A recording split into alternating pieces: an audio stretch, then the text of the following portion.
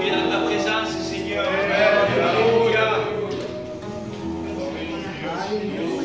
Venons dans ta maison et nous nous assemblons pour t'adorer.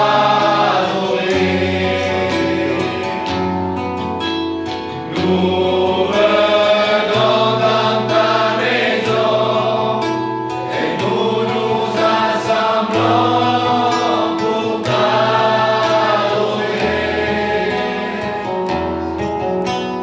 Nous venons dans ta maison et nous nous assemblons pour t'adorer, Jésus.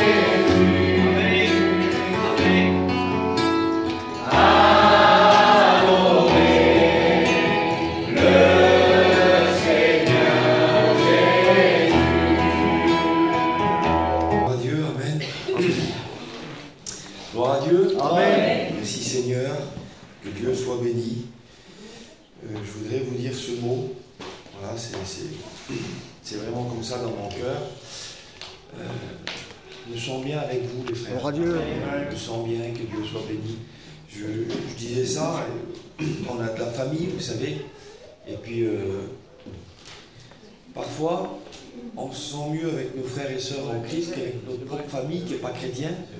Pas qu'on ne les aime pas, on aime nos familles comme vous aimez vos familles. Mais vous savez, il y a des choses qui on retrouve ce qu'il y a dans notre cœur, on le retrouve dans le cœur de nos frères. Vous savez, il est dit que Jacob aimait Joseph. Et pourtant, il en avait 12 des garçons, une fille, une belle famille, 13 enfants. Mais il est dit que Jacob aimait Joseph. Et ça peut faire mal aux autres, ça. De dire, comment tu fais de la préférence. Et par rapport à ça, et par rapport à... Non, c'est pas que Jacob fait de la préférence. Mais si vous avez 3 garçons, là, et s'il y a des pères qui aiment la pêche, là, et puis que le premier-né, lui, jamais de sa vie, ça y intéresse pas du tout. Et puis le deuxième aussi, et puis il y a le petit dernier, le petit Benjamin qui vient, le petit cadet, là. Il a 3-4 ans, il est dans les cannes à pêche. Il rouvre les boîtes de son père, là, je vous promets que le père, il va avoir un petit quelque chose de plus que pour les autres. C'est pas qu'il va l'aimer plus, mais il va regarder, il va en être fier. Il va dire, regarde le petit. Il va le voir. Et Jacob et Joseph, ils aimaient la promesse. Ils étaient attachés à la promesse. Ésaü, son frère, il l'a vendu pour un droit d'aînesse, donc Jacob disait ça. Et il voit dans tous les enfants, mais il voit dans Joseph quelque chose que les autres n'ont pas. Vous savez, c'est pas le berger qui dit je vais prendre telle brebis, je vais la mettre là. Parfois on croit que c'est les parents. C'est pas les parents, ce sont les enfants qui font la différence. Le parent, le père ne choisit pas, mais il y a des enfants qui vont être plus près du père. Et pareil pour les brebis, vous savez, il y a des brebis, le berger est là, il marche au milieu du troupeau. Et d'un seul coup, il y a la brebis, elle a une cinquantaine de mètres du berger. Elle, sa recherche, c'est l'herbe grasse. Et puis elle regarde, le berger, il marche au milieu du chemin, il y a une petite ligne, c'est pas la meilleure herbe où il marche le berger. Et puis la brebis, elle est là, elle regarde, elle s'éloigne du berger, c'est l'herbe elle cherche l'herbe. Et puis elle a trouvé, alors elle lève la tête un petit peu de loin, elle l'aperçoit qu'il est là-bas, 50 mètres, pas de problème. Mais il y a une autre brebis, elle, c'est pas l'herbe qui intéresse. Elle veut sentir les jambes du berger. Elle est dans les pattes du berger. Et l'autre qui est de loin a vu quelque chose, elle fait partie du troupeau, pas de problème. Mais celle qui est dans les pieds du berger, au pied du berger, là, elle écoute les soupirs du berger. Elle connaît les petites impressions qu'il faut être au pied pour voir. Écoutez, ce n'est pas le berger qui l'a fait, c'est la brebis qui fait ce choix. Et je sens que il y a des brebis parmi nous qui aiment être au pied du berger. Je me sens bien avec vous, les frères et sœurs. Je suis content d'être là. J'aimerais qu'on prie le Seigneur. On est dans une bonne liberté. Voilà, on se sent bien. Quand je suis venu cet hiver chez vous à l'église, avec Jonathan, avec William, avec les garçons, avec Francky qui n'est pas là, avec tous les autres. Je me suis senti bien avec vous. Voilà, l'ancien il m'intimide toujours, et hier, tellement qu'il m'intimide, au lieu d'être adroit, j'ai été maladroit, je ne savais plus comment faire. Que Dieu soit béni. Mais c'est bon d'être avec vous. Je ne dis pas ça, je ne suis pas obligé de le dire.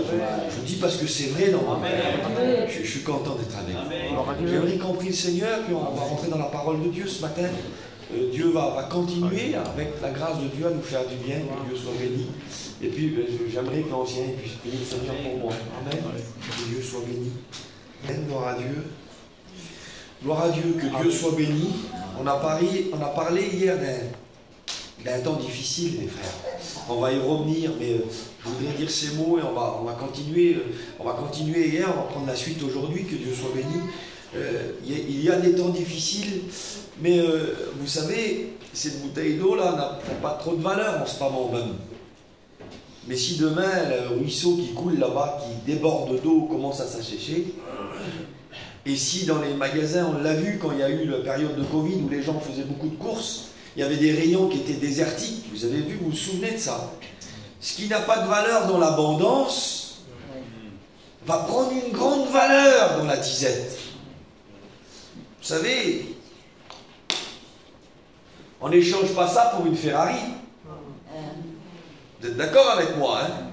C'est stupide, c'est bête d'échanger une voiture qui vaut plus des milliers d'euros pour une bouteille qui doit valoir 10 centimes. Mais je vous promets, ça c'est en ville. Mais si on se retrouve dans le désert, que ça fait des jours qu'on est là-bas, que la Ferrari commence à s'enliser dans le sable du désert, et que la même proposition revient, et qu'on va passer cette petite bouteille d'eau, là, regardez comme elle est fraîche, je ne sais pas si je fais des envieux ce matin, quand on revoit passer cette même petite bouteille là, à ce moment-là, je vous promets qu'on sent que là, ça se déchaisse, que les lèvres se coupent, que les larmes, il n'y a plus de larmes dans les yeux, quand on sent notre corps, parce que vous savez que la soif, c'est un signal d'alarme, c'est quelque chose qu'on a au cerveau qui déclenche. Quand on sent qu'on a, c'est parce que notre corps est en train de nous dire, tu vis avec un manque, tu as besoin d'eau. Et quand le signal d'alarme, il n'a jamais sonné aussi fort, je vous promets qu'en cours derrière, on laisse la Ferrari, on dit, écoute, prends la Ferrari, donne-moi la bouteille. Je vous promets qu'il y a des moments où l'essentiel devient tellement évident. Je vous promets qu'il y a des périodes de notre vie, il y a des périodes où on est superficiel. Il y a des périodes d'abondance où on oublie les vraies valeurs. Mais il arrive des temps difficiles. Il y a des périodes difficiles où on se met à sentir les vrais besoins. Et on est capable de se débarrasser du superficiel pour se nourrir de l'essentiel. Écoutez, il y a des temps difficiles et il semblerait que c'est dans les périodes difficiles que Dieu va trouver ces hommes de prix, ces hommes de valeur, ces femmes de valeur. C'est dans les temps les plus durs.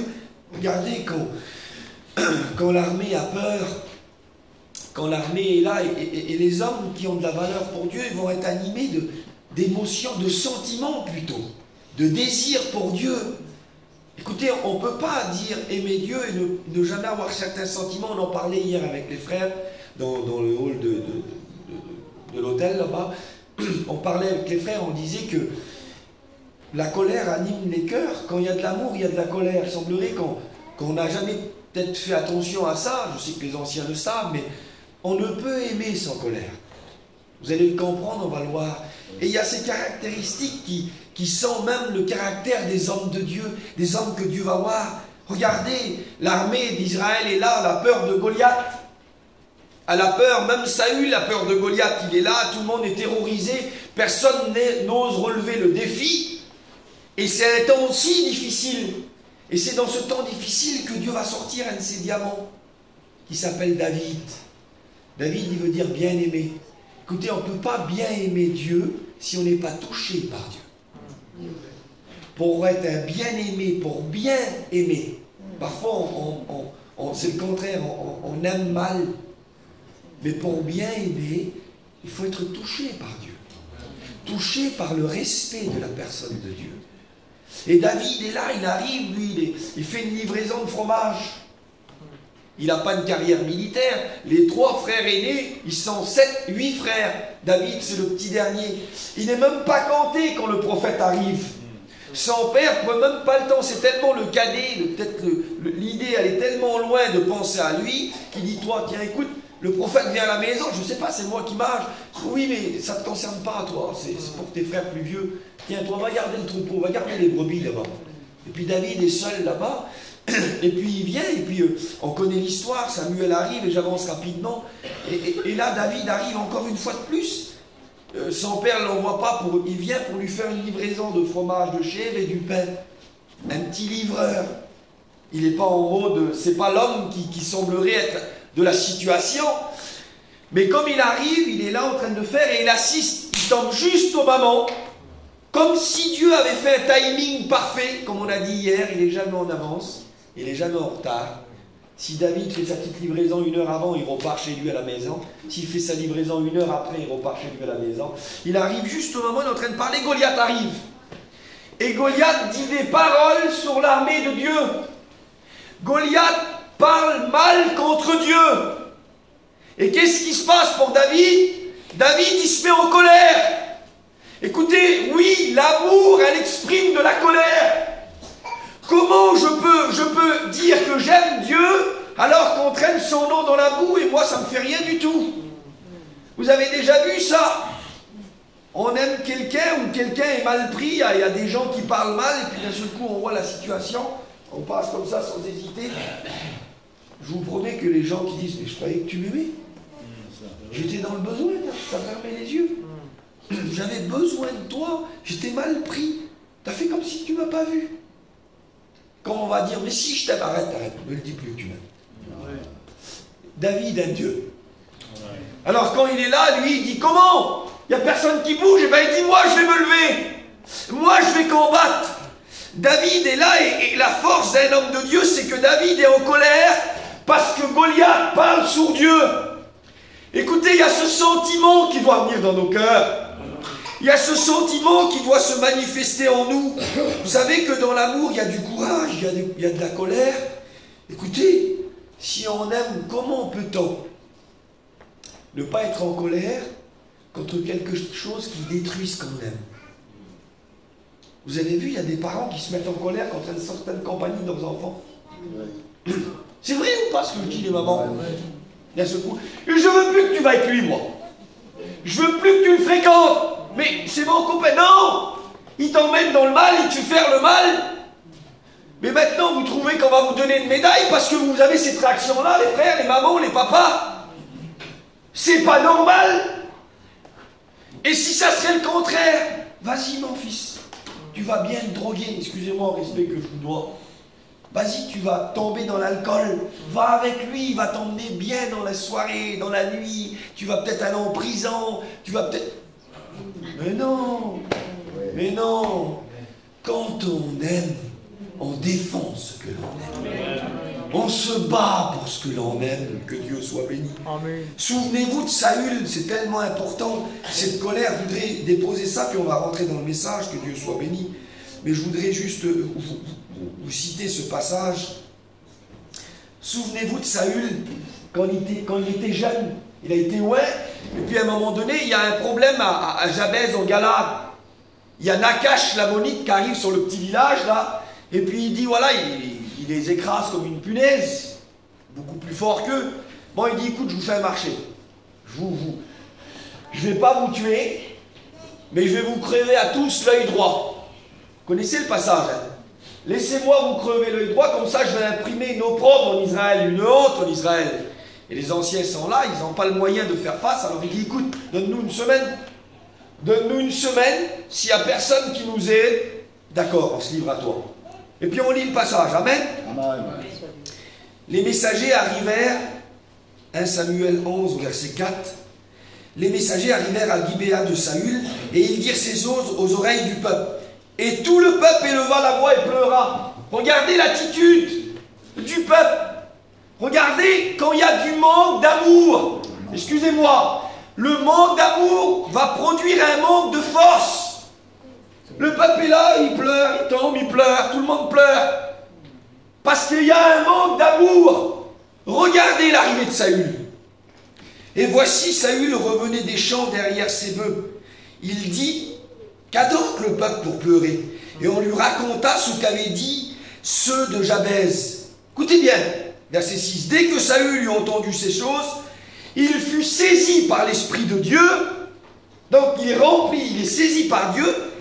Et sa colère s'enflamma fortement. Vous voyez le caractéristique des hommes de Dieu? Il y a de la colère dans un homme de Dieu. Pas de la colère pour être violent pour son foyer, pour être violent, mais pour être violent contre le péché. Pour être violent contre ce qui va envahir l'œuvre de Dieu.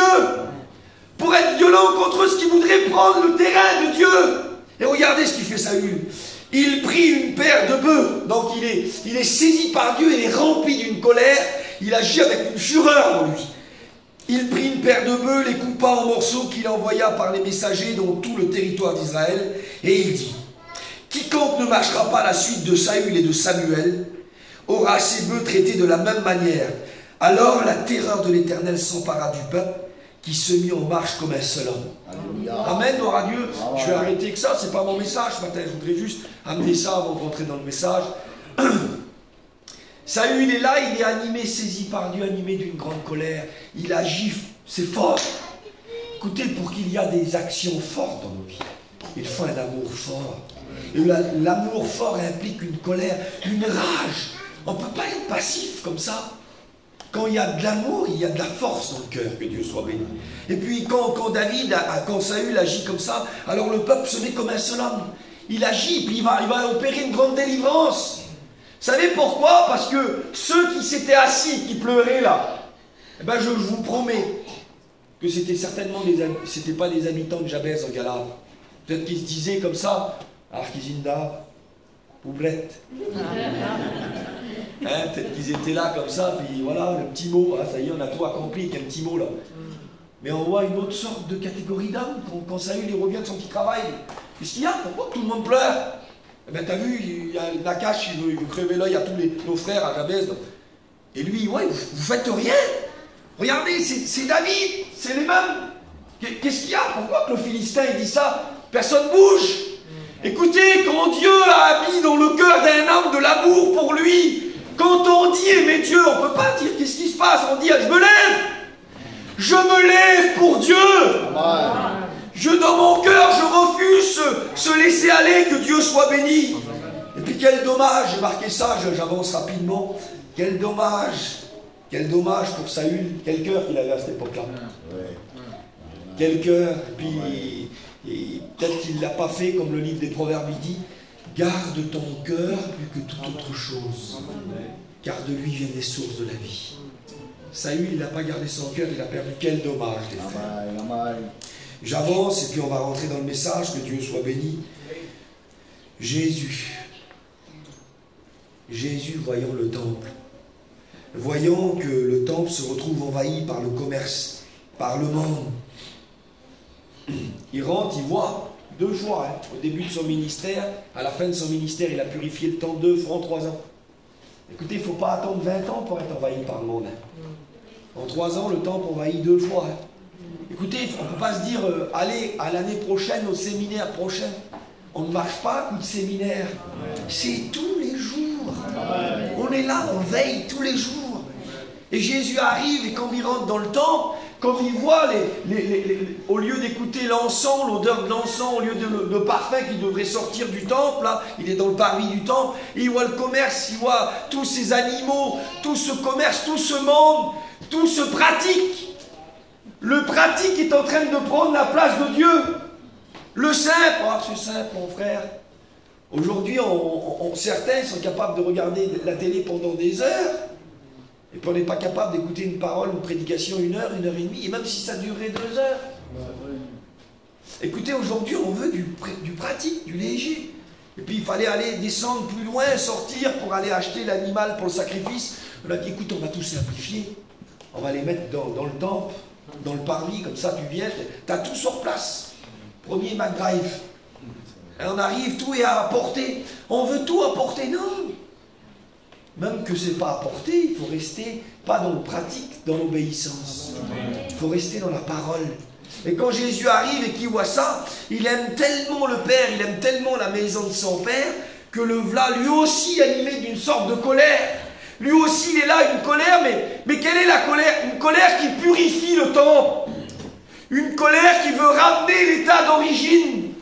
Écoutez, il y a des colères qui doivent nous animer par rapport à l'Église, par rapport à la vie de Dieu, par rapport aux besoins. On ne peut pas se laver les mains de notre peuple, de notre histoire.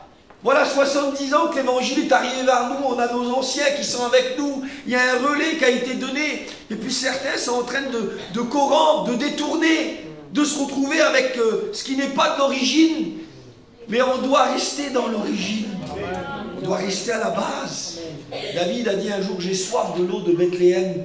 La citerne de Bethléem, c'est la ville où il est né. Écoutez, il y a l'eau de la naissance, de la nouvelle naissance. C'est notre source.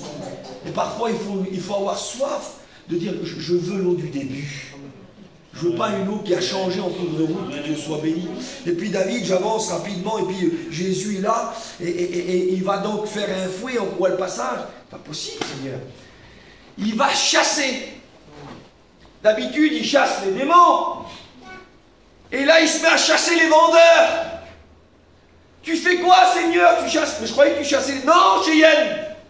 Je chasse tout ce qui voudrait prendre la place dans le temple. Que ça soit un démon, que ça soit un commerce, que ça soit un sentiment familial. J'en veux sortir tout. Parce que si on ne sort pas les choses du temple, ces choses vont nous sortir à nous du temple. Vous avez vu hier, on disait ça, on était enfermés dehors. Un frère qui disait ça. Écoutez, parfois le diable voudrait nous emmener à être des gens du dehors. On l'était avant, on était étrangers. Maintenant, on est des gens du dedans. Mais dans le dedans, il ne faut pas des tonnes de choses. Nous et Dieu.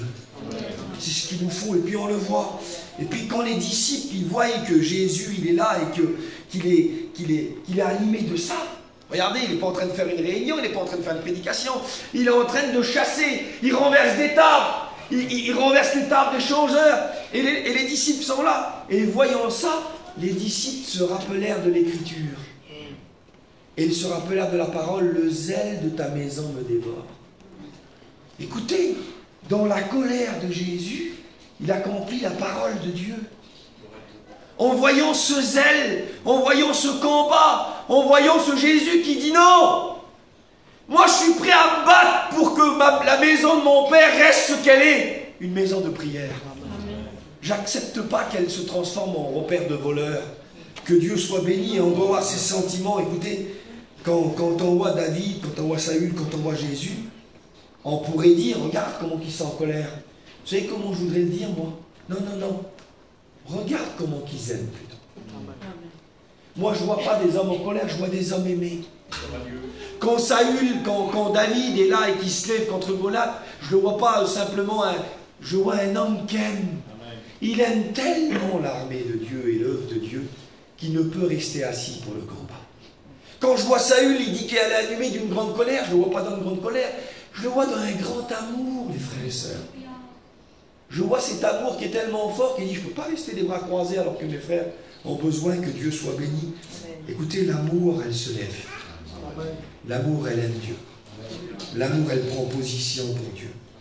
Et c'est dans des temps difficiles que sont parus nos héros dans la parole, les Gédéons, les Néhémies, les Jérémie, les Michée. C'est dans des temps difficiles. Et quand il y a des temps de relâchement, d'abandon, des temps de trouble, des temps où ça ne va plus très bien, alors qu'est-ce que Dieu fait? Dieu cherche un homme.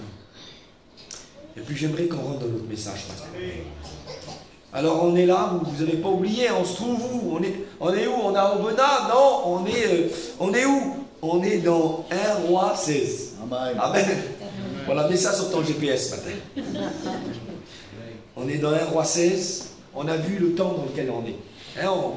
Dieu nous transporte de cette génération-là. Il nous emmène dans un autre temps et on va passer nos petits séminaires dans cette époque-là. Là. Et on est là, on a vu Jéroboam, l'homme qui veut les deux. C'est un temps, ça a commencé par lui. Ça a commencé par quand on a voulu conserver. Jésus nous l'a promis, celui qui veut conserver perdra.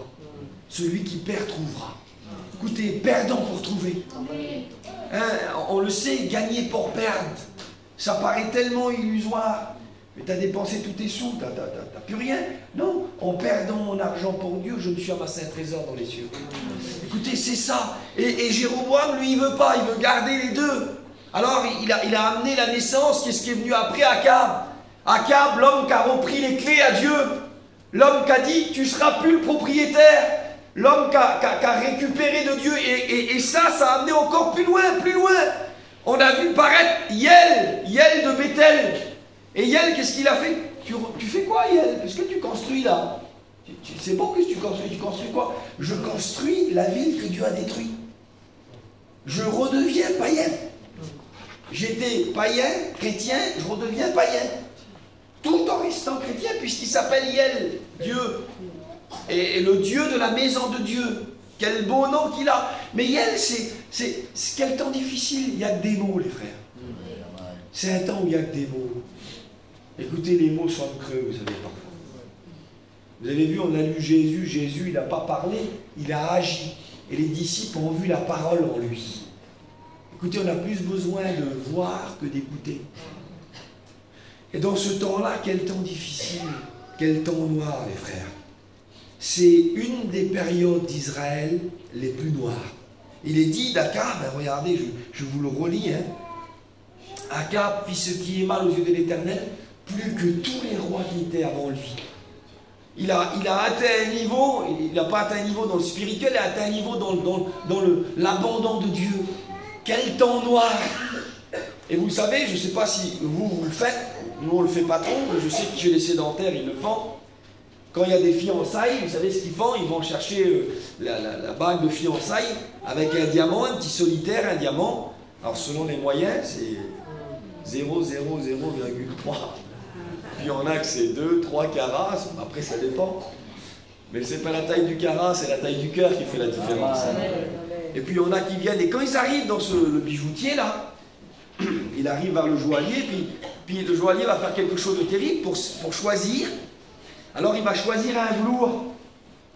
Et plus le velours, le tissu de velours va être noir, plus il va être noir, et plus le noir est foncé, quand il va mettre le diamant, plus le velours est noir, plus le diamant va briller. Et bien là, Akab, il a installé un velours, là, à cette époque-là. Là. Il est noir, mais pratiquement jamais aussi noir que cette époque-là. Et c'est dans ce tableau-là, que Dieu soit béni, c'est dans ce tableau-là, ce tableau noir-là, que Dieu va sortir son diamant. Dieu va poser son diamant dans cette période noire. Et vous savez comment il s'appelle le diamant de Dieu? Il s'appelle Élie. C'est dans cette période-là que Élie va apparaître. C'est dans ce tableau noir que le Élie de Dieu va sortir. C'est à ce moment-là que Dieu va trouver son Élie, que Dieu soit béni. Et puis vous savez, pour que Élie paraisse, il faut faire quelque chose, les frères et sœurs. Pour que le Élie apparaisse à cette période-là, il y a quelque chose de très simple à faire. Regardez, là on est là, dans la parole de Dieu, vous voyez, on est dans 1 Roi 16. Là il y a Jéroboam, il y a Akab, il y a Yel de Bethel, mais il n'y a pas d'Élie. Vous pourrez chercher partout, vous ne trouverez pas Élie ici. Regardez, qu'est-ce qu'il faut faire pour que Élie apparaisse? Il faut tourner la page. Et dès que la page se tourne, 1 Roi 17, verset 1er, Élie. Que Dieu soit béni. Amen. Que Dieu soit béni. Écoutez, pour que Élie apparaisse dans nos vies, pour que les Élie de Dieu paraissent, il faut parfois tourner la page. Mais c'est quelle page qu'il faut tourner là? Ben, il faut tourner la page qu'on a vue. La page de « Je vis comme je veux, mon frère ». Moi, je suis telle famille. Moi, je suis de la famille de Jéroboam, tu sais. Et puis, c'est bien beau ce que tu dis. Toi, tu dis que tu ne peux pas avoir les deux. Ben, moi, je te dis que si. Moi, j'arrive, regarde, mon père est pasteur. Puis regarde, ben lui, il a une bonne vie, il a une bonne situation. Écoutez, pas parce que je suis pas très riche que j'en ai contre les riches. Pas de problème. Vous pouvez être, beaucoup d'hommes de Dieu ont été très très riches et ont servi Dieu, pas de problème. Mais moi, je vous parle de cette soif de mondanité, là. Cette soif de ne pas perdre une petite goutte du monde, là. Et puis dans la page qui doit être tournée, ben, c'est pour les Jéroboam. Ceux qui sont en train de dire, là, ben, on peut avoir les deux, frère. On peut faire les deux. C'est un petit peu ceux qui disent, ben moi, je reconstruis, je me retrouve à rechercher les joies du passé, les joies païennes. La paix du païen. T'as vu comment on est bien? Merci Seigneur, on se réjouit. Hier, on a partagé un moment autour de la table, on était bien. Aujourd'hui, on est là, on dresse une table, on se frotte dans les mains. Comment qu'on est heureux? Des fois, on voit des vidéos qui circulent à ce moment-là. Le frère, il a envoyé la vidéo à l'autre, il dit, t'as vu comment qu'on est persécuté? C'est un petit peu d'ironie, hein. Et dit, Yann, comment qu'on est bien? Bien sûr qu'on est bien. Mais je vous promets qu'un païen qui n'a pas Dieu, vous lui faites des belles côtes de bœuf, il va se frotter dans les mains pareil que le chrétien. Et il va dire les mêmes mots, comment qu'on est bien. Écoutez, c'est pas la joie de Dieu, ça. Ceux qui ne connaissent pas Dieu se réjouissent pareil. Que Dieu soit béni. Si on peut partir dans un séminaire, on peut partir là. Nous, on se concentre là. L'autre, il est dans la thalasso, là-bas. Écoutez, il y a le païen qui a aussi la joie de partir. Et quand on commence à dire ça, quand on commence à miser là-dessus, quand on commence à faire paraître, il dit, si quelqu'un veut se glorifier, qu'il ne se glorifie pas de sa richesse, de sa sagesse, mais qu'il se glorifie de me connaître.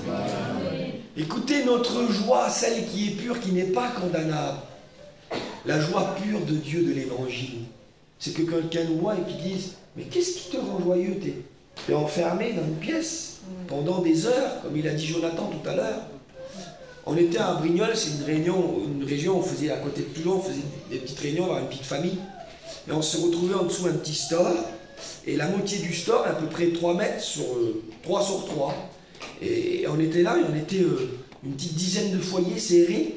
Et on avait les petits feux, vous avez vu les petits feux quand on allume les petits cubes là.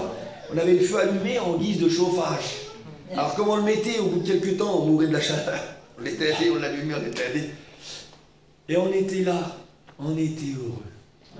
Et une sœur, elle a dit, voyez pas que c'est fort.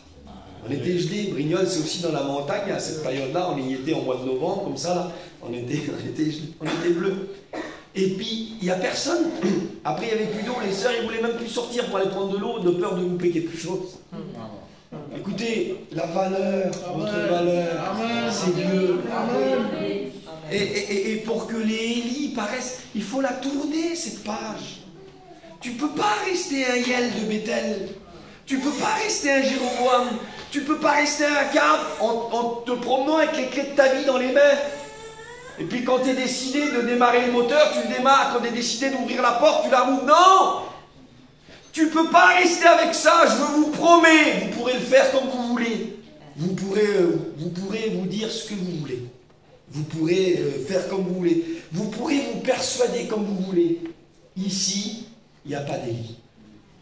Vous pourrez le faire comme vous voulez. Dans ces vies-là, il n'y a pas d'Élie qui paraissent. Pour que Élie paraisse, il faut tourner la page. Est-ce que tu es prêt à tourner la page dans ces vies? Est-ce que tu es prêt? Peut-être que tu l'as tourné, peut-être que le vent de l'ennemi t'a... Vous avez vu, le vent, il fait bouger les pages des fois. Peut-être que le vent a ramené une page et puis tu es là et le Saint-Esprit te convainc. Est-ce que tu es prêt ce matin à dire je vais tourner la page? Je vais tourner la page parce que je veux que Élie paraisse dans ma vie. Que Dieu soit béni. Regardez ce qu'il est dit. Élie, quand il paraît, 1 Roi 17, verset 1er, Élie, l'un des habitants de Galaad, dit à Akab. Élie, quand il paraît, il va se présenter devant Akab. On retrouve le même caractère qu'on a vu de Saül, de David, de Jésus, des hommes de Dieu. Élie est là, il aime tellement Dieu. Il sait que ce qu'il en coûte à l'époque. Les prophètes de l'Éternel ne sont pas les bienvenus. Vous avez vu 1930, 1944, les Juifs et les Tziganes, ils n'étaient pas les bienvenus par notre collègue allemand là. On n'était pas les... Ben à l'époque là, c'est pas des Juifs et des Tziganes, ce sont ceux qui se déclarent pour l'Éternel. On les met à mort. On veut espèce en voie de disparition. Et on en a pas mal qui ont disparu. Et Élie est là, il paraît. Et Akab, on sait que lui, il est favorable pour Baal. Lui, c'est l'homme qui a dit à Dieu, c'est plus Dieu, c'est Baal maintenant. On va servir Baal. Et Élie est là, certainement qu'il a un cerveau comme toi. Il réfléchit comme toi, tu réfléchis. Il dit, il n'y aurait pas un autre qui pourrait y aller à ma place? Je vais laisser faire, peut-être qu'un autre va le faire. Vous savez, cette lâcheté qui se décharge sur les autres. Cette manque de courage qui dit je fais comme si j'ai rien vu. Je fais comme si j'ai rien vu. Mais Élie aime trop Dieu pour agir comme ça. Que Dieu soit béni pour eux. Comment trop? On ne pourra jamais trop aimer Dieu. Oui, mais le trop, là, tu sais, c'est à son trop. Ce débordement d'amour, là, qu'à un moment donné, allez, tant pis.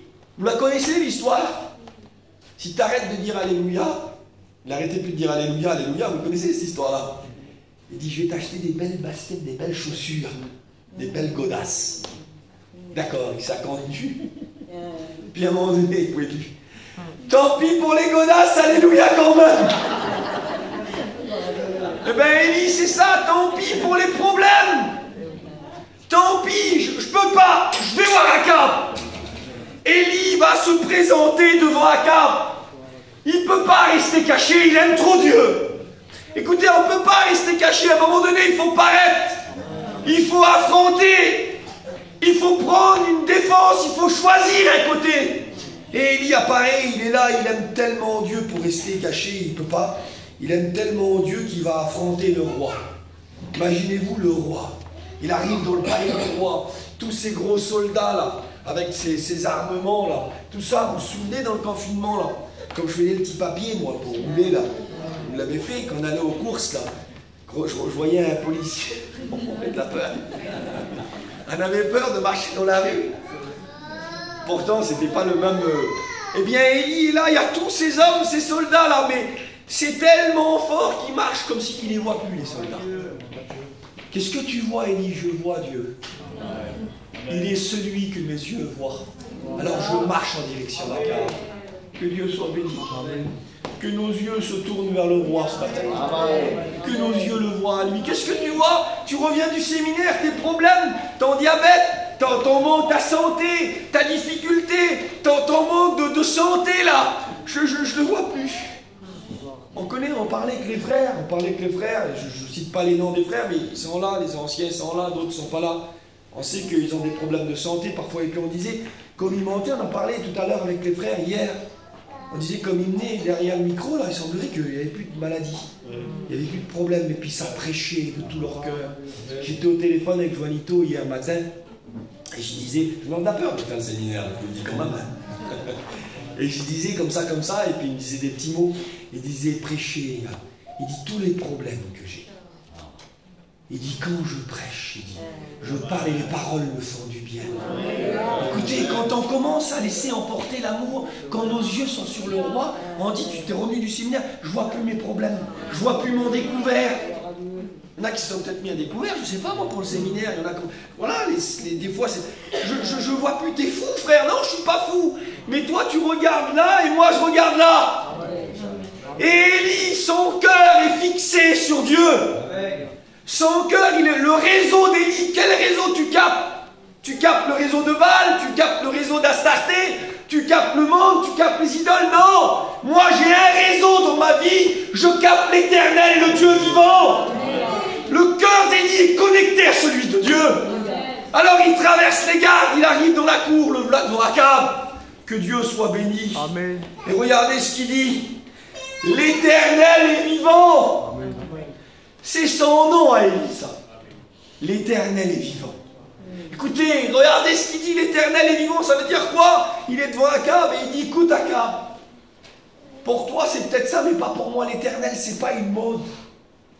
L'Éternel, c'est pas un temps. L'éternel, c'est pas juste un temps, puis après on passe à autre chose. Non, Dieu, il n'est pas mort, Akab. Toi, tu dis qu'il est mort et que Baal est vivant, parce que c'était le langage d'Akab. Toi, tu dis que Baal est vivant et que Dieu est mort. Mais moi, je te dis que l'Éternel est vivant. Amen. Quel message on a bouché. Dieu est vivant. Je passe par autre chose. Je reste avec lui. Ce n'est pas fini de lui. Il est vivant, que Dieu soit béni. Écoutez, moi, j'ai fait mes études, j'avais une vingtaine d'années. J'ai fait une année jeune garçon, puis une année, je me suis marié avec ma soeur qui est là-bas. Et ça fait maintenant bientôt une vingtaine d'années que je cherche le Seigneur. Et puis j'ai servi Dieu. J'ai un ancien qui est parti auprès du Seigneur. Et j'ai un ancien qui est encore là, c'est le frère Ézéchiel. Et quand j'ai servi Dieu, j'ai commencé à partir partout. Et je vous livre, on est dans le séminaire ensemble. Hein, je vous livre un petit peu mon cœur. On a toujours le temps, Jonathan, on va repris, c'est bon. Avec que Dieu soit béni, on continue, hein, ça va bénir. Et quand j'ai servi le Seigneur, voilà, je sais qu'il y a les mots qui sont écoutés, qui sont retransmis, mais c'est pas grave, je le dis. Moi, je viens d'une famille où c'est qu'il y avait de l'argent facile, les frères. Et par rapport à ma famille, mon père et mon entourage, donc les gens ne pouvaient pas concevoir que j'étais un chorello, quoi. Je ne pouvais pas être un pauvre par rapport à ma famille. Vous avez vu, il y a des gens où on le conçoit facilement. Ah oui, on va l'aider. Lui, ben, c'était moi. Et je suis parti des études. Alors moi, je vous dis ça. Allez, je prêche. Hein, je vous livre cette expérience. Je sens le besoin. Je vous dis, je n'ai pas l'habitude, mais je vous le dis. Donc moi, ma mère, mon père, c'était tous des gens qui se servaient partout. Vous comprenez ce que ça veut dire, hein? Ouais. Et donc il y avait de l'argent facile, il y avait des vêtements faciles, des vêtements qui valaient cher, ils étaient là. Et quand je me suis converti, donc à l'époque où je me suis converti, ma mère a voulu que je continue un petit peu ce qui se faisait dans la famille. Et puis moi j'ai dit non, et elle m'a amené donc des chemises, des vêtements qui valaient un certain prix, tout ça, à les poser là, mais moi je savais qu'elle les avait pas payés cher. Et comme elle les posait là, mettons, si la chemise, elle était mise comme ça sur le meuble, là, elle a rentré, et vous voyez, la chemise, elle pouvait rester une semaine. Je la touchais même pas. Donc, ma mère, elle a compris que tout vous comprenez, là, c'était fini pour moi. Mes parents, ils allaient en Belgique, ils travaillaient à l'étranger, et puis c'était tous les gens comme eux. J'étais entouré d'un converti. J'avais une petite cassette. J'avais même pas la prédication dans ça. J'avais que les chants et quelques mots de témoignage. Je mettais la petite cassette dans mon auto. J'avais 16 ans. Et j'écoutais la cassette là. Et puis après, je passais 1 heure tous les jours, 1 heure, 1 heure et demie. La cassette a duré une demi-heure. Et puis je priais. Je lisais ma Bible. Et tous les jours, j'étais tout seul. J'étais seul avec Dieu. Je ne savais pas, moi, que j'étais en train de recevoir la plus grande école de tous les temps. Écoutez, notre école, on ne dépend pas d'un séminaire. La vie chrétienne, c'est pas. La vie chrétienne, c'est Dieu. Jésus est la vie chrétienne. Et j'étais avec lui, j'ai grandi comme ça, j'avance rapidement, je ne veux pas trop perdre de temps sur mon message. L'Éternel est vivant, hein. Si je me perds, vous me ramènerez, les frères. Hein. Et donc, j'étais là, et puis mon témoignage s'est établi. Et j'ai établi mon petit témoignage au sein de ma famille. Et après, 18, 19 ans, le ministère est commencé à... Vous avez vu, parce que on ne le réclame pas, le ministère. C'est une odeur. Toi, le frère, il y a quelque chose qui sort. Et l'odeur a commencé à sortir. Et moi, j'avais peur, je ne voulais pas. Des fois, on me disait... Il y avait des gens, vous avez vu, il y a des gens qui lâchent ça facilement. Hein. Moi, ça me tord dans mes boyaux. Comme quelqu'un dit ça. Ça ne se voit pas qu'il va servir le Seigneur. Hein. C'est comme si tu dirais un mot qui n'est pas poli pour moi. Tellement que c'est trop grave. Et quand des gens, des fois, ils me disent, alors tu vas servir le Seigneur, tu sais ce que je faisais? Je mentissais des fois, les frères. Tellement que ça m'énervait. Peut-être que je péchais, certainement. Je disais non. J'avais pas envie de donner du crédit à cette légèreté-là. Alors je disais, je suis un chrétien. Je suis chrétien, j'aime Dieu. Et puis à un moment donné, je voyais, et puis ça devenait trop évident, et le moment je sentais que la cocotte, là, minute, là, a commencé à bouillir, et je chantais, il y a un feu en moi, et je chantais que j'allais servir le Seigneur. Mais voilà, j'étais célibataire, et la peur de ma vie, eh ben, c'était de faire un mauvais mariage. Parce que écoutez, on est entre nous. Il y a chrétiens et chrétiens. Il y a chrétiennes et chrétiennes. Il y a boulanger et boulanger. Il y a du pain. Il y a un boulanger, il est là à 20 mètres de toi. Ah, malheureux. Si tu veux casser tes dents, va voir lui. Et puis tu fais les 10 km pour traverser la ville. T'en fais 20 des fois, comme tu reçois des frères, tu dis, mais il y avait un boulanger. Non, non, non. Parce qu'il y a du pain, il y a du pain. C'est le même nom, mais ce n'est pas les mêmes. Et moi, j'avais peur de tomber sur une fosse. Et je priais le Seigneur, et je disais à mon épouse qui est là, d'habitude, elle n'est jamais là, comme je dis cette expérience-là. Mais là, je n'ai pas le choix, je le dis, ça vient dans mon cœur. Et je disais à mon épouse, comme on a commencé à se voir, avant de fréquenter ensemble, je lui ai dit, voilà, je dis, écoute, j'ai dit, moi, je me suis battu pour avoir un petit témoignage dans ma famille. Ma famille, ils savent que je suis un vrai. C'est sans orgueil que je dis ça. Là, ma famille, elle le sait. Je dis maintenant, moi, je veux te le dire, moi, je ne sais pas travailler. Chiner, je ne sais pas. Nous, on n'est pas une famille qui sait. Voilà, on fait autre chose. Je dis, moi, je ne sais pas. Je dis, donc, moi, je ne sais pas chiner, mais écoute, je ne vais pas m'apprendre à chiner. Je dis, parce que moi, mon projet, ce n'est pas de devenir vaillant pour la Chine. Moi, je veux servir Dieu. Je dis donc, avec moi, tu n'auras pas beaucoup de fonds. Et puis des fois, tu ne seras pas avec les parents, ni les miens, ni les tiens. Je ne vais pas faire de parti pris. Parce que si Dieu veut me placer dans un endroit pendant des mois et des mois, je ne sais pas si j'y arriverai, mais je veux au moins. Je suis d'accord pour ça. Et puis elle était là, et puis pendant nos temps, qu'on a été 1 an et demi là, tous les 6 mois, je lui faisais un rappel. 3 fois. Parce que je ne voulais pas qu'elle croie que l'Éternel est vivant. Écoute, Akab, Dieu, c'est pas une mode. Dieu, c'est pas une ambiance. Dieu, c'est pas juste une petite idée, un petit folklore, là, non. Et je voulais qu'elle comprenne que c'était pas juste une pensée, c'était vrai. Et ça a été ça pour moi. Et Dieu m'a amené dans ça, et je voudrais le dire. Et je voudrais refermer l'expérience, je voudrais aller plus loin, mais je voudrais la refermer pour ne pas prendre trop de temps. Je voudrais le dire, et bien comme Élie, j'ai voulu dire à ma famille, et Dieu veut que ça soit dit dans nos vies. Écoute, Akab, le roi d'Israël, Akab, le soi-disant chrétien, Akab, la soi-disant chrétienté d'aujourd'hui, là. Eh bien, que les Élis se lèvent pour leur dire, écoute, Akab, si toi, t'as rentré dans une autre mode, dans quelque chose, j'aimerais te dire que moi, l'Éternel est vivant. C'est pas une mode dans ma vie. Il est vivant, je me tiens avec lui, je vis pour lui, que Dieu soit béni. Amen. Et puis Élie va dire ça, l'Éternel est vivant, le Dieu d'Israël, dont je suis le serviteur. Dites Amen, que Dieu soit béni. Merci Seigneur. Merci Jésus. Élie est en train de dire, voilà, tout le monde a laissé Dieu. Tout le monde est passé pour Baal. Tout le monde, en ce moment même, ça, le peuple est en train de se détourner à fond. Mais voilà, Akab, écoute ces mots. L'Éternel est vivant, le Dieu d'Israël, dont je suis le serviteur. Écoute, je suis toujours un serviteur de Dieu. Je ne lâche pas. Je ne me laisse pas entraîné par la tendance. Je ne suis pas influencé par le grand nombre. Je reste un serviteur de Dieu. C'est la chose la plus difficile qu'il y avait à cette époque-là. Ça aurait été beaucoup plus confortable de laisser Dieu et d'aller après Baal. Il y aurait eu beaucoup moins de problèmes pour Élie, pour sa famille, pour tout ce que vous voulez. Mais Élie est en train de dire ça, écoute, je suis toujours le serviteur de Dieu. Je lâche pas, je reste attaché à lui. Même si beaucoup l'abandonnent, je reste son serviteur. Écoutez, que notre cœur reste un cœur pour Dieu. Quelles que soient les mots, les circonstances, quel que soit ce qui sort et ce qui va sortir, parce qu'il va sortir encore des choses.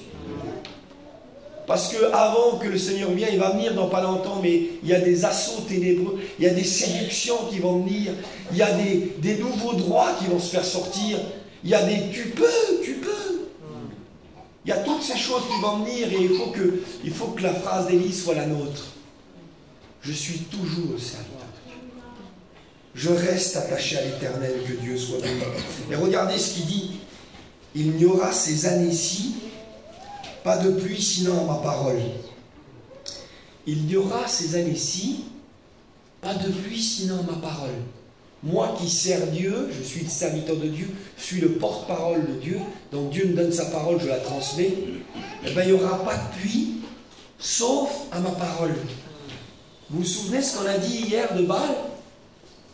Baal, on a dit qu'il était, son nom, le Seigneur, le Maître, le propriétaire. Et pour les Cananéens, le dieu Baal, c'était le dieu du feu et de la pluie, le dieu du tonnerre qui envoie le feu et le dieu qui envoie la pluie. Et Élie est en train de dire, regardez ce qu'il fait Élie. Hein. Eh bien Élie est en train de dire à Akab, écoute, tu dis, toi, t'as dit que le propriétaire de la pluie c'était Baal. T'as dit que le feu c'était Baal. Eh bien moi je viens te dire qu'il n'y aura pas de pluie sinon à ma parole. Je suis en train de te dire, voilà, le Seigneur, le propriétaire, je vais te montrer c'est qui. Le maître, c'est pas Baal, c'est l'Éternel. Tu verras que le maître de la pluie, c'est Dieu, dit Amen. Il y a un verset qui dit, c'est Jésus qui le disait, rendez donc à César ce qui est à César, et à Dieu ce qui est à Dieu. Amen, que Dieu soit béni. Vous savez ce qui se passe là? Akab avait été prendre ce qui était à Dieu et il l'avait donné à Baal. Akab avait pris les valeurs, les noms, tout ce qui était à Dieu, il l'avait pris, il l'avait attribué à Baal. Et Élie est là, que Dieu soit béni pour les Élie. Élie est là, vous savez ce qu'il fait lui? Rendez donc à César ce qu'il y a à César, mais à Dieu ce qu'il y a à Dieu. Élie s'est levé, lui, il rentre dans le palais, Akab. Il y a tous les soldats, il y a certainement des démons aussi dans le palais d'Akab. Il y a tous les idoles, ils rentrent dans le palais et il dit, écoute, pousse-toi. Qu'est-ce que tu fais, Élie? Je viens reprendre. Amen.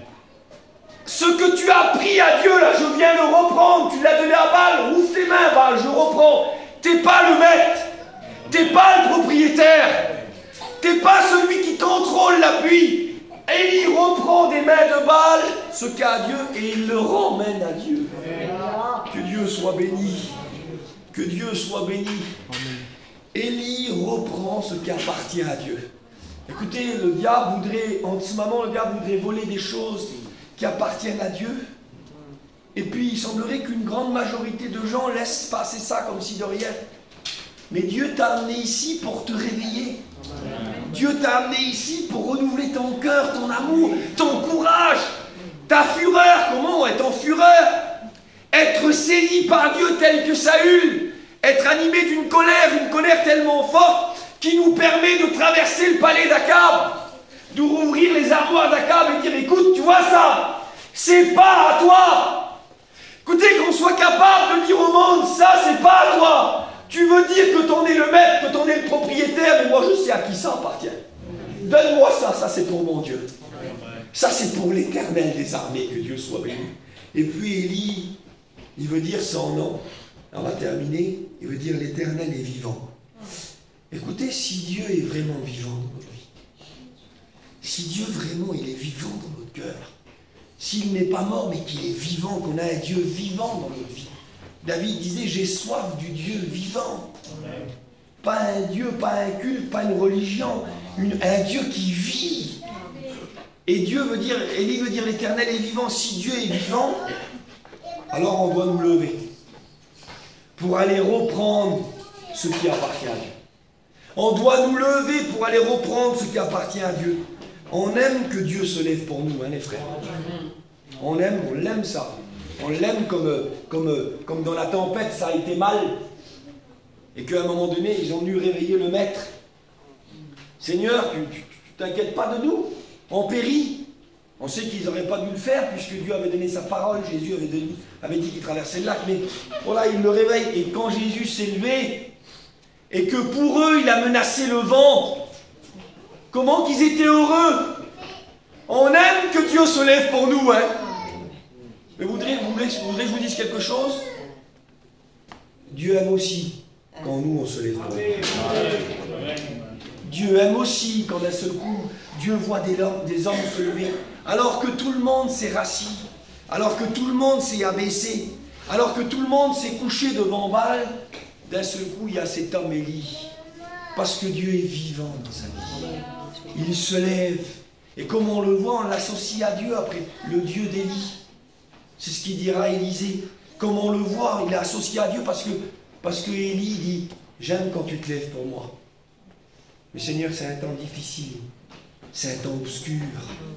Tout le monde t'a abandonné. Eh bien, je prends la décision de me lever pour Dieu. Je veux me lever pour Dieu. On ferme nos yeux, frères et sœurs. Et Dieu nous amène dans ce temps difficile. Il faut que les Élis sortent de nos cœurs. Il faut que nous nous levions. Il faut qu'il y ait cette décision pour Dieu.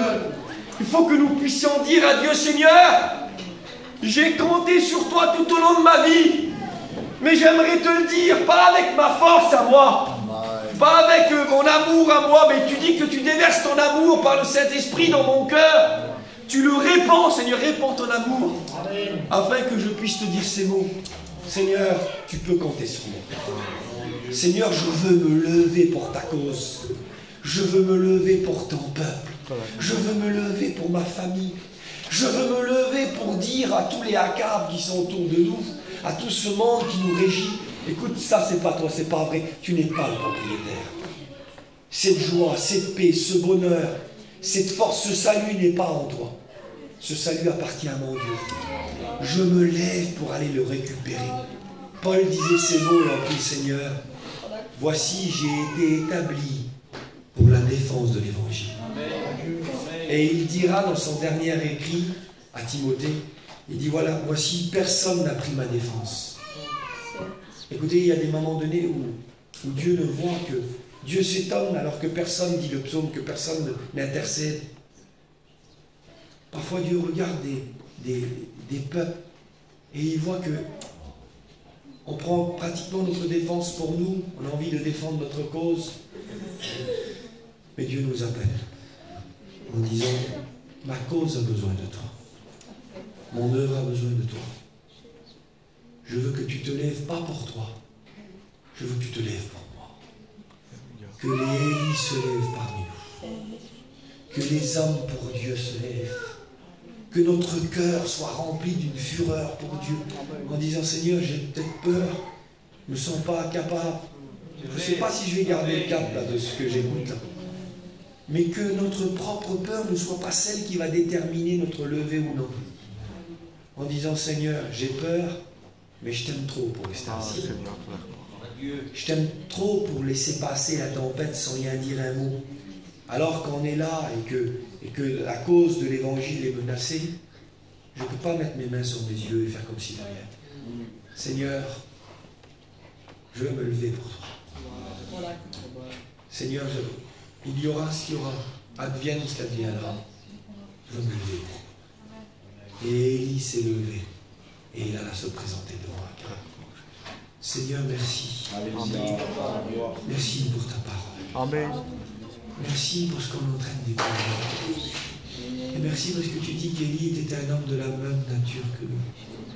Ça veut dire que nous, on voudrait dire, comme on l'a dit, les frères, ben t'as reçu toi frère, moi je ne l'ai pas reçu. Comme si ça ce serait une histoire de recevoir un don particulier ou pas. C'est faux. C'est faux, c'est totalement faux. C'est pas un fait d'avoir reçu ou pas. Quand quelqu'un dit ça, c'est un manque d'amour. C'est quand l'amour est, le niveau de l'amour est bas, alors on est rempli d'excuses. Quand il y a un manque d'intérêt, c'est un manque d'amour. Et tu nous intéresses, Seigneur. Parce que tu nous as amenés ici, dans ce lieu. Tu nous as réunis. Et tu nous pousses à prendre des décisions, des positions pour toi. Alors je te bénis, Seigneur. Amen. Je te loue. Je te rends grâce. Je bénis ton Saint-Nom de ce matin. Que ton nom soit béni. Amen. Que ton nom soit béni. Nous ne voulons pas fermer nos cœurs et nos oreilles. Nous ne voulons pas faire comme si on n'a rien écouté. Nous avons écouté ce tableau noir. Seigneur, nous voulons être tes diamants, les diamants de ton œuvre. Les Élis de Dieu. Les hommes ou les femmes qui sont pour toi. Les mères qui sont pour toi. Les papas qui sont pour toi. Que ton nom soit béni. Amen. Merci pour ta grâce, pour tes bienfaits. Que Dieu vous bénisse, frères et sœurs. Que Dieu soit béni. Merci, Seigneur. Merci. Pour la gloire. Merci. On te remercier pour ta parole, Seigneur. Amen. Parce que c'est vrai que la vie est faite de choix, Seigneur. Seigneur, et tu sais que dans mon cœur ce matin, je me suis levé, Seigneur. Je suis levé pour toi, Seigneur. Mais en réalité, en me levant pour toi, je me lève aussi pour moi. Tu as dit, quand tu as dit à Abraham de quitter son pays, de quitter sa patrie, la maison de son père,